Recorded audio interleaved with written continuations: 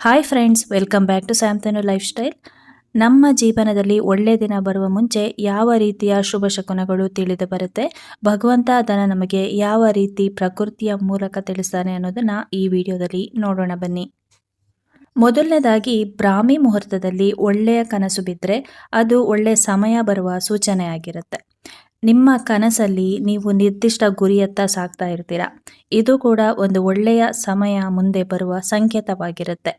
ಕಷ್ಟಗಳು ಕಳೆದು ಒಳ್ಳೆಯ ದಿನಗಳು ಮುಂದೆ ಬರುತ್ತೆ ಅನ್ನುವ ಸೂಚನೆಯನ್ನ ಇದು ನೀಡುತ್ತೆ.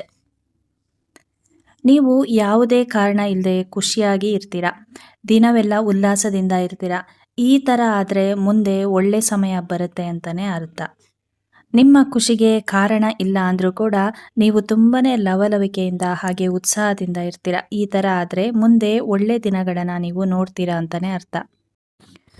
ಗೋಮಾತೆ ಅಂದರೆ ಹಸು ನಿಮ್ಮ ಮನೆ ಮುಂದೆ ಬಂದು ಏನಾದರೂ ಅಪೇಕ್ಷೆ ಮಾಡೋ ಥರ ನಿಂತಿರೋದು, ಅಂದರೆ ಅದಕ್ಕೆ ತಿನ್ನಲು ಏನಾದರೂ ಬೇಕು ಅನ್ನೋ ನೋಟದಿಂದ ನೋಡ್ತಾ ಇರುತ್ತೆ. ಆಗ ನೀವು ಗೋಮಾತೆಗೆ ಏನಾದರೂ ತಿನ್ನೋದಕ್ಕೆ ಕೊಡಿ. ಇದರಿಂದ ಮುಂದೆ ಒಳ್ಳೆ ಶುಭ ಸೂಚನೆಗಳನ್ನು ನೀವು ನೋಡ್ತೀರಾ. ನಿಮ್ಮ ಮನೆಯಲ್ಲಿ ಶುಭ ಸಮಾರಂಭಗಳು ನಡೆಯುವ ಮುನ್ಸೂಚನೆ ಇದಾಗಿರುತ್ತೆ. ನಿಮ್ಮ ಮನೆಗೇನಾದರೂ ಕೋತಿ ಪ್ರವೇಶ ಮಾಡಿ ಏನಾದರೂ ತಿಂದರೆ ಅದು ಕೂಡ ಒಂದು ಒಳ್ಳೆಯ ಶುಭ ಸೂಚನೆಯಾಗಿರುತ್ತೆ. ಮನೆಯಲ್ಲಿ ಬೆಕ್ಕು ಮರಿಗಳಿಗೆ ಜನ್ಮ ನೀಡಿದರೆ ಅದು ಕೂಡ ಶುಭದ ಒಂದು ಸಂಕೇತನೇ ಆಗಿರುತ್ತೆ. ಪಕ್ಷಿಗಳು ಮನೆ ಹೊರಗೆ ಗೂಡು ಕಟ್ಟೋದು, ಮೊಟ್ಟೆ ಇಡೋದು, ಹಾಗೆ ಮರಿ ಮಾಡೋದು ಇದು ಕೂಡ ಒಂದು ಒಳ್ಳೆಯ ಸಂಕೇತ ಅಂತಲೇ ಹೇಳ್ಬೋದು. ಮಕ್ಕಳು ಕಾರಣನೇ ಇಲ್ಲದೆ ನೆಗಾಡ್ತಾ ಇರೋದು ಇದು ಕೂಡ ಒಂದು ಶುಭ ಸೂಚನೆ ಆಗಿರುತ್ತೆ. ಬೇರೆ ಮನೆ ಮಕ್ಕಳು ನಿಮ್ಮ ಮನೆಗೆ ಬಂದು ಆಟ ಆಡ್ತಾ ನಗಾಡ್ತಾ ಇದ್ರೆ ಅದು ಕೂಡ ಒಂದು ಒಳ್ಳೆಯ ಶುಭ ಸೂಚನೆನೇ ಆಗಿರುತ್ತೆ. ಇದರಿಂದ ಹೊಸ ಸಂಬಂಧಗಳು ನಿಮ್ಮನ್ನು ಹುಡುಕಿಕೊಂಡು ಬರುತ್ತೆ. ನೀವು ಪೂಜೆ ಮಾಡ್ತಾ ಇರಬೇಕಾದ್ರೆ ದೇವರ ಮೂರ್ತಿಯಿಂದ ಹೂ ಕೆಳಗೆ ಬೀಳೋದು ಇದು ಕೂಡ ಒಂದು ಒಳ್ಳೆಯ ಶುಭ ಸೂಚನೆ ಅಂತಲೇ ಹೇಳ್ಬೋದು. ಹಾಗೆಯೇ ಪ್ರೀತಿಯ ಅತಿಥಿಗಳು ಮನೆಗೆ ಬರೋದು ಇದು ಕೂಡ ಒಂದು ಒಳ್ಳೆಯ ಸೂಚನೆ ಆಗಿರುತ್ತೆ.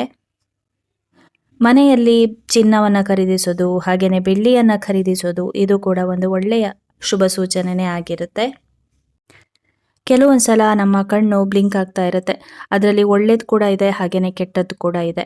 ಪುರುಷರದ್ದು ಬಲಗಣ್ಣು ಬ್ಲಿಂಕ್ ಆಗಬೇಕು, ಹಾಗೆಯೇ ಸ್ತ್ರೀಯರದ್ದು ಎಡಗಣ್ಣು ಬ್ಲಿಂಕ್ ಆಗಬೇಕು. ಈ ಥರ ಆದರೆ ತುಂಬಾ ಒಳ್ಳೆಯದು. ನಾವು ದಾರಿಯಲ್ಲಿ ಹೋಗ್ತಾ ಇರಬೇಕಾದ್ರೆ ಗೋಮಾತೆ ಏನಾದರೂ ನಮ್ಮ ಎದುರು ಬಂದರೆ ಅದು ಕೂಡ ಶುಭ ಸೂಚನೆನೇ ಆಗಿರುತ್ತೆ.